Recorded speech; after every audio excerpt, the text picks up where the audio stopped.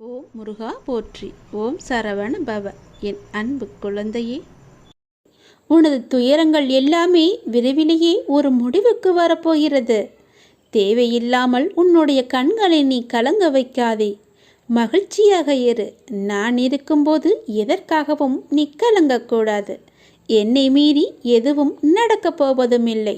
உன்னை நான் தேர்ந்தெடுத்து நான் வசிக்கும் இடத்திற்கு வரவழைத்தேன். எப்படிப்பட்ட சூழ்நிலையில் நானும் இருப்பேன் உன்னுடன். கலங்காதே. இன்னும் 1 மணி நேரத்தில், நிச்சயமாக இன்னும் 1 மணி நேரத்தில் உனக்கான நல்ல செய்தி தேடி வரும். என்னை நம்பு, முழுவதுமாக நம்பு. என் வாக்கு என்றுமே பொய்யாகாது. எந்த சூழ்நிலையிலுமே நான் உன்னை பொய்யாக்க மாட்டேன். உன்னை கைவிடவும் மாட்டேன். நம்பிக்கையோடு இரு. உனக்கு என்ன வேண்டும், எது வேண்டும் என்று எனக்கு தெரியும். எல்லாமே என்னிடம் இருக்கிறது. உனக்கு வேண்டியதை நான் கொடுக்கப் போகிறேன். உனக்காகத்தான் நான் காத்து கொண்டிருக்கிறேன். எப்போது என்னை முழுவதுமாக நம்ப ஆரம்பிப்பாயோ அந்த நொடி முதலே உனக்கான நல்ல காலம் பொருந்துவிடும்.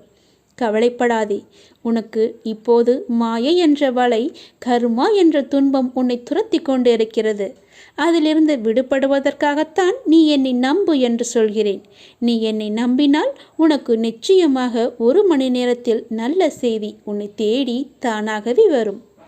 உன்னை இன்று நான் வழிநடத்தி செல்லும் ஆசானாக நான் இருக்கிறேன். உனக்கான நித்தியப்படி வழங்க நான் சற்று தயங்கி யோசித்து நின்றால் உனக்கு என்னாகும்? என்ன நடந்திருக்கும்? சற்று யோசித்துப்பார். நீ கேட்டு நான் செய்ய வேண்டிய அவசியமில்லை. எந்த சூழ்நிலையிலும் நீ கடந்து வந்த பாதையை மட்டும் நீ மறக்காதே. நான் இருக்கிறேன் என நம்பு. கலங்காதே. உனது கண் முன்னால் நான் அமர்ந்து கொண்டிருக்கிறேன். உன்னுடைய செயல்களில் மாற்றத்தைக் கண்டு என்னை முழுமையாக ஏற்றுக்கொண்டு என்னை நீ காண துடிப்பாய். அப்போது நான் உன் கண் முன்னே தோன்றும்போது உன்னால் பேச முடியாமல் கண்களில் ஆனந்த கண்ணீர் வழிய நீ வாயடைத்து போய் நிற்பாய். உனது கிரகத்தில் நான் வாசம் செய்யும் போது எதற்குமே நீ கலங்காதே. நான் இருக்கிறேன். அனைத்திலும் இருந்து நான் உன்னை விடுவிப்பேன். நல்லதே நடக்கும்.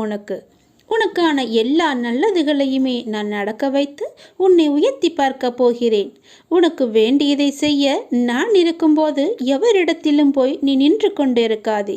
உனது தேவையை பூர்த்தி செய்ய யாசகம் பெற்று உனக்கு தருவதற்கு காத்திருக்கிறேன். நான் இருக்கிறேன் நிழலாக. என்றுமே உனக்காக. என் வார்த்தையை நம்பு. நம்பிக்கை வை. வாழ்வில் உனக்கான தேடல் நிச்சயம் கிடைக்கும். அதற்காக உன்னுடனே நான் துணை நிற்பேன். நீ எதற்குமே கலங்காதே.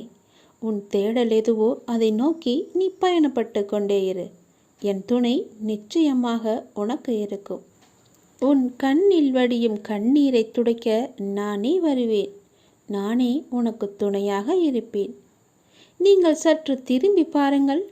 உங்களை கஷ்டப்படுத்திய நாட்கள் எல்லாம் கற்றுக் கொடுத்த நாட்கள் என்று உங்களுக்கே தெரிய வரும். அத்தகைய அனுபவங்களை சேகரித்து வையுங்கள். இனி வரும் நாட்களில் எச்சரிக்கையோடு செயல்பட அதுவே உங்களுக்கு உதவியாக இருக்கும். கவலைப்படுவதற்கு காரணங்களை தேடாமல் ஒவ்வொரு நிகழ்விலும் உள்ள யதார்த்தத்தை எண்ணி மகிழ்ச்சியாக இருக்க பழகி கொள்ளுங்கள். எந்த சூழ்நிலையிலும் முயற்சியை மட்டும் கைவிடாதீர்கள். விதியின் பயனில்லை என்றாலும் முயற்சியின் பலன் கட்டாயம் உண்டு. காலில் மிகச்சிறிய முள் குத்தி இருந்தால் கூட எவ்வாறு விரைவாக ஓட முடியாதோ அதே போல உங்கள் மனதில் சிறிய சிறிய பிரச்சனைகள் உங்கள் செயல்பாட்டு திறனை பாதித்தால் நீங்கள் பெரிய வாய்ப்புகளை உரிய தருணத்தில் சரியான முறையில் பயன்படுத்தி வெற்றி காண முடியாது. எனவே சிறு பிரச்சனைகளுக்கு முக்கியத்துவம் தராமல் அப்பிரச்சனைகளுக்கு உடனுக்குடன் தீர்வு கண்டு நமது மனதை மிகவும் அமைதியான முறையில் வைத்துக்கொள்வது நமக்கு விரைவிலேயே வெற்றியை ஈட்டி தரும். வாழ்க்கை முடிவற்ற சாத்தியங்கள் நிறைந்தது. நன்மைகளை அறுவடை செய்ய சரியான நேரத்தில் சரியானதை செய்யுங்கள். கடும் உழைப்பு என்பது ஒரு சந்தோஷம். அதை செய்து கொண்டே இருக்க வேண்டும். வெகு நிச்சயமாய் ஏதோ ஒரு கணத்தில் அந்த கிரீடத்தை தலையில் வைக்கும். அந்த கணம் யாருக்கும் கிரீடம் என்று தெரியாது. ஆனால் உழைப்பவர்களுக்கு கிரீடம் நிச்சயமாகவே உண்டு. ஒருபோதும் உழைப்பவர் தோற்று போக மாட்டார். உழைப்பவருக்கே உழைப்பின் அருமை தெரியும். ஆகவே உழைப்பதை ஒரு வைராக்கியமாக கொண்டு உழைத்து வெற்றி பெற்று நீங்கள் வாழுங்கள். இந்த அப்பாவின் துணை உங்களுக்கு எப்போதுமே இருக்கும். என் அனுக்கிரகத்தால் இந்த பிறவியில் என்னை நீ ஆராதித்து கொண்டிருக்கிறாய். அப்படி என்னை வணங்கும் அவகாசம் உனக்கு கிடைத்ததே ஒரு பெரிய யோகம். நீ இப்பிறவிக்கு சாட்சி. நான் உன் பூர்வ ஜென்மங்கள் அனைத்திற்குமே சாட்சியாக இருப்பேன். நீ எதை பற்றியுமே கவலைப்படாமல் உன்னுடைய இலக்கு எதுவோ அதை நோக்கி நீ பயணப்பட்டு கொண்டே இரு. உன் இலக்கில் எந்த ஒரு கெடுதலும் வராமல், எந்த ஒரு தடையும் வராமல் நான் பார்த்து கொள்கிறேன். என் துணை உனக்கு எப்போதுமே உண்டு. இந்த உலகம் என்பது எல்லோருக்குமே சமம்தான். யாரும் இங்கே அனாதைகள் அல்ல. யாரும் இங்கே உற்றார் உணர்வுகள் இல்லாத தனியாக விடப்பட்ட நபர் அல்ல. எல்லோருக்குமே எல்லாமே இருக்கின்றது. யாரும் எதுவும் இல்லாமல் இங்கே இருக்கவில்லை. அவர்களுக்கு துணையாக நான் இருக்கிறேன். இந்த உலகத்தில் உயர்ந்தவர் தாழ்ந்தவர் என்று யாருமே கிடையாது. யாரும் ஏழையும் அல்ல, யாரும் பணக்காரரும் அல்ல. யாரும் உயர்ந்த ஜாதியும் அல்ல, யாரும் தாழ்ந்த ஜாதியும் அல்ல. யாரும் யாரை விடவும் உயர்ந்தவர் என்றோ தாழ்ந்தவர் என்றோ மதிப்பு மிக்கவர் என்றோ அறிவானவர் என்றோ அழகானவர் என்றோ உங்களையும் நீங்கள் மற்றவர்களையும் நினைக்க வேண்டாம். இந்த பூமியில் ஒவ்வொரு மனிதர்களுமே சிறப்புக்குரியவர்தான். அனைவருமே தத்தம் துறைகளில் சிறப்பானவர்களே. வெட்ட வெளியில் உச்சி வெயிலில் வியர்வை சிந்த நிலத்தில் உழைத்து களைப்பவர்கள் ஆணாக இருக்கட்டும் பெண்ணாக இருக்கட்டும், யாவருக்குமே எல்லோருக்குமே உள்ளதை போல் சுயமரியாதை, கோபம், வலி, மகிழ்ச்சி, பசி, உறக்கம், இழிச்சொல்லின் வலி, புறக்கணிப்பின் வலி போன்ற தனிமனித உணர்ச்சிகள் அத்தனையும் அனைவருக்குமே உண்டு. அவர்களும் மனிதர்கள்தான். உண்மையில் உயர்ந்தவர் தாழ்ந்தவர் என்று யாருமே இல்லை. சில வாய்ப்புகள்தான் யார் இந்த பொழுதில் அவசியமானவர் என்பதை நமக்கு புரிய வைக்கிறது. அந்த புரிதலை உணர்ந்து கொள்பவர்கள் மனித நேயத்துடனே நடந்து கொள்வர். மனிதநேயம் கொண்டவர்களாலேயே மக்களை திருப்திப்படுத்தும் சேவையை வழங்க முடியும். அவர்களே மரணித்தாலும் மனிதர்கள் மனங்களில் இடம் பிடித்து எப்போதும் அழியா புகழுடன் இருப்பார்கள். மனிதர்கள் யாராயினும் அவர்கள் அனைவருமே சமம்தான். உயர்ந்தவர் என்றோ தாழ்ந்தவர் என்றோ படித்தவர் என்றோ படிக்காதவர் என்றோ ஏழை என்றோ பணக்காரன் என்றோ கருப்பு என்றோ சிவப்பு என்றோ உயர்ந்த ஜாதி என்றோ தாழ்ந்த ஜாதி என்றோ எந்த இருமே கிடையாது. அப்படிப்பட்ட நிலை நிச்சயமாகவே மாற வேண்டும். சமத்துவம் என்ற நிலை நிலவ வேண்டும் என்றால் மக்கள் மனதில் மாற்றம் ஏற்பட வேண்டும். ஏற்பட்டே ஆக வேண்டும். எனக்கு எல்லோருமே சமம்தான். நான் யாரையும் ஏற்று இரக்கத்தோடு நான் பார்ப்பதே இல்லை. அது நம்மிடமிருந்தே தொடங்குவோம். இனி ஒரு உலகம் புதிதாக அமைப்போம். நிகரான மனிதர்களை மதிப்போம். நாமாக வாழ்வோம். முதலில் மனிதனாக வாழ்வோம். நான் யாரையும் ஏற்றம் இரக்கம் கொண்டு பார்க்காமல் அனைவரையும் சமமாகவே பார்க்கிறேன். எல்லோருமே என்னுடைய குழந்தைகள்தான். நீங்களும் அப்படியே பாருங்கள். எனக்காக கொஞ்சம் நேரம் ஒதுக்கி இதை கேள். உன்னை பற்றி நான் முழுமையாக சொல்கிறேன். உன்னுடைய மனநிலை எப்படி இப்போது இருக்கிறது என்று நான் சொல்கிறேன். முழுமையாக எனக்காக நேரம் ஒதுக்கி கவனமாக கேள். நீ எங்கிருந்தாலும் நான் உன்னுடன் இருப்பேன். உன்னுடன் மட்டும்தான் இருப்பேன். நீ இப்போது எந்த நிலையில் இருக்கிறாய் தெரியுமா? இன்ப நிலை நீங்கி துன்ப சுமையை நீ சுமந்து கொண்டிருக்கிறாயே.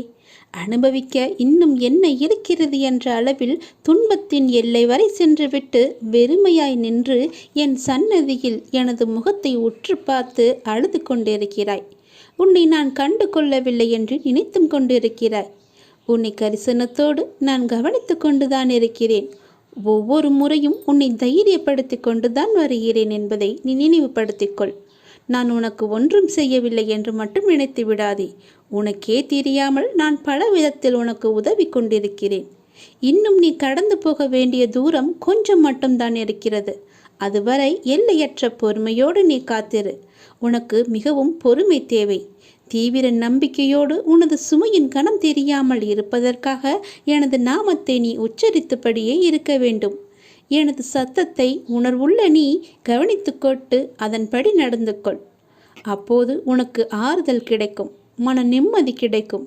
நீ இப்போது கவலைப்பட்டு கொண்டிருக்கிறாயே, அந்த கவலை உனக்கே தெரியாமல் காணாமல் போய்விடும். இருந்த இடம் தெரியாமல் போய்விடும். நீ எதை பற்றியுமே மனதில் வைத்துக்கொண்டு சஞ்சலப்பட்டு கொண்டிருக்காதே. நான் உன் கூடவே இருக்கிறேன். எது வந்தாலும் நான் பார்த்து கொள்கிறேன். என்னுடைய அருள் நான் உனக்கு தருகிறேன். என் அருள் முழுவதையும் ஆசீர்வாதத்தையும் நான் உனக்கு தருகிறேன். நான் உனக்கு அருள் செய்ய காத்து கொண்டிருக்கிறேன்.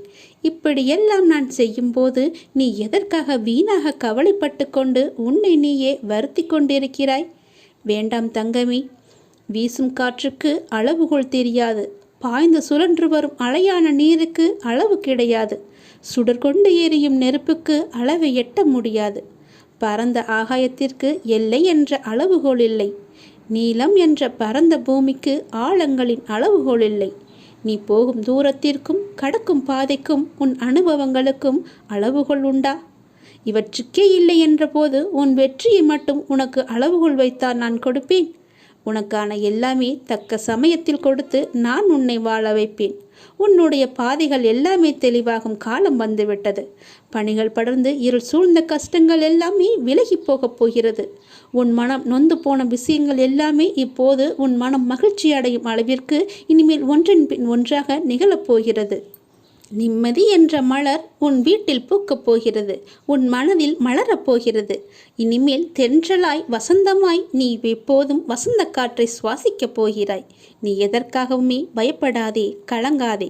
உன்னில் வெற்றி என்ற தீபத்தை நான் ஏற்றி காமிக்கிறேன். அகிலத்தின் ரூபமாய் நான் எப்போதுமே உனக்கு துணையாக இருப்பேன். இது நிச்சயமாகவே நடக்கும். எதை பற்றியுமே கவலைப்படாதே. இன்றைய இப்போதைய சூழ்நிலையை வைத்து எதிர்காலத்தை நீ தீர்மானித்து விடாதே. எல்லாவற்றையுமே நானே பார்த்து கொள்கிறேன். உன் அப்பா நான் இருக்கும்போது எதற்குமே நீ கவலைப்படாதே.